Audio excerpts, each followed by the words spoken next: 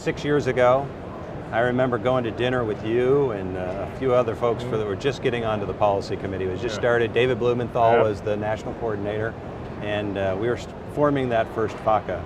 And you had a lot to do with that. But tell me your impression.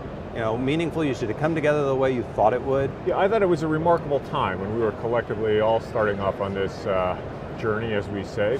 And so I thought, you know, when you look at the legislation that came out, which fundamentally said under the American Recovery and Reinvestment Act, you know, $30 billion or something like that was going to be devoted to accelerating the adoption and meaningful use of interoperable electronic health records. That was the phrase. Yeah, it was really specific. Yeah, I know. Well, sometimes as these things get to be.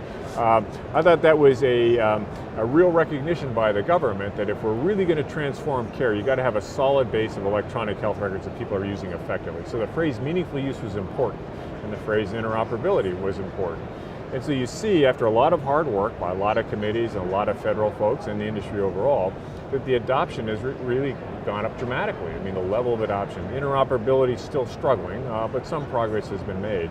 So in retrospect, I thought the legislation was terrific, well thought through, and legislation can only go so far, then relies on regulations to be, introduce the specifics.